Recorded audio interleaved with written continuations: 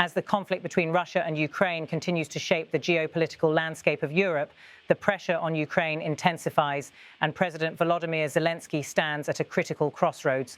On Friday, Zelensky made a forceful statement rejecting a proposal from the United States aimed at ending the war, signaling that his country's sovereignty and dignity would not be compromised.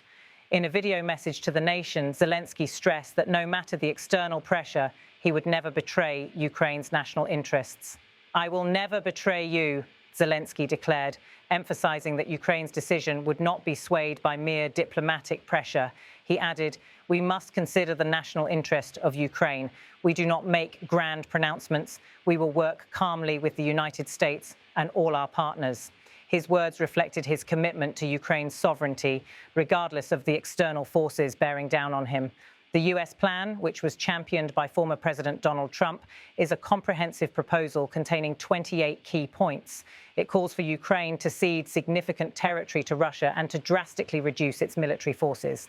Moreover, the plan demands that Ukraine pledge never to join NATO, a move that would signal the country's neutral stance in the ongoing conflict. In exchange, Ukraine would receive vague security guarantees and a reconstruction fund financed by portions of Russia's frozen assets. The deal, however, would come with heavy concessions, with Russia not only maintaining the territories it already controls, but also expanding its territorial hold into Ukrainian land currently under Kyiv's control. The proposal also places immense pressure on Zelensky, urging him to hold early elections within 100 days. This demand, pushed by Moscow, aligns with Russia's broader strategy of weakening Ukraine's leadership. In Moscow, President Vladimir Putin threatened to expand Russia's territorial conquests should Ukraine reject the US plan, signaling that further escalation is likely if Ukraine does not capitulate. Zelensky's rejection of the US proposal is not only a refusal to surrender territory, but also a statement of defiance against Russia's aggressive expansion. His position is firmly grounded in a desire to preserve Ukraine's territorial integrity and national identity. The president's comments have resonated deeply within Ukraine as citizens and political leaders continue to debate the country's future in the face of mounting external pressure. In Kyiv, reactions to the plan have been mixed. While some politicians and analysts believe that the proposed peace plan is a necessary step to end the conflict, many Ukrainians are skeptical. A sense of betrayal permeates the air as citizens fear that any agreement that sacrifices land to Russia could be seen as a defeat. "Russia has its own conditions and Ukraine has its own," said Yanina, the owner of an atelier in Kyiv. "Nobody wants to make concessions, and in reality, neither Russia nor we will give in. In fact, it seems to me that there might not be a peace agreement at all. We'll talk, we'll go our separate ways, and we'll continue doing what we've been doing." This sentiment echoes the feelings of many in Ukraine, where the war has become a symbol of national resistance against foreign aggression.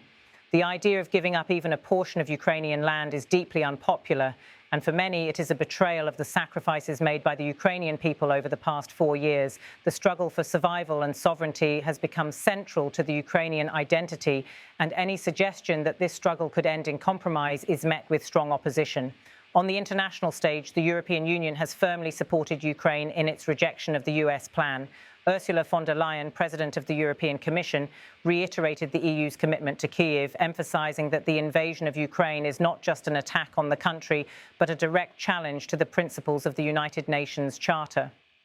"We will continue to support Ukraine as we have done before," von der Leyen declared.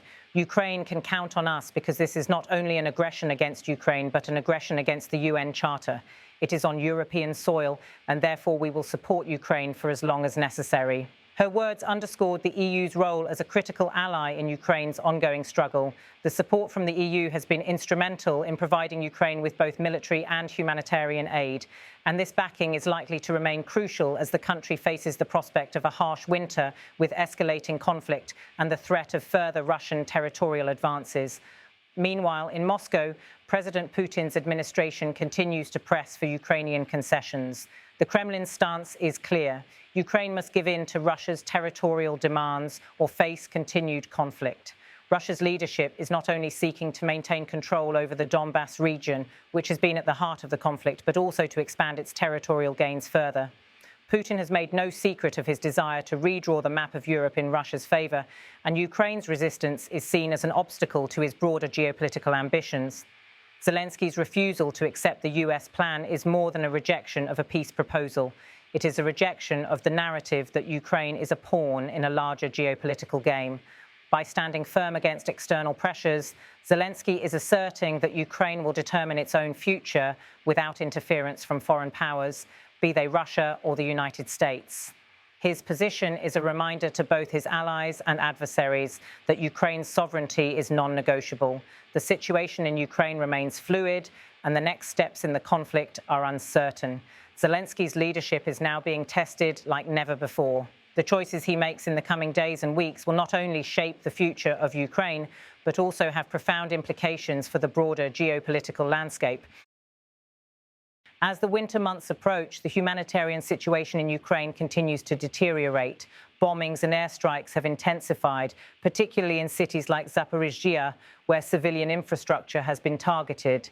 The economic toll of the war is being felt across the country, and the prospect of further suffering weighs heavily on the minds of Ukrainian citizens. Yet, despite the bleak outlook, there remains a sense of resilience. Ukrainians are determined to defend their homeland, no matter the cost. In the face of this adversity, the support of the international community remains crucial. The European Union's unwavering stance, as articulated by von der Leyen, provides Ukraine with a degree of reassurance.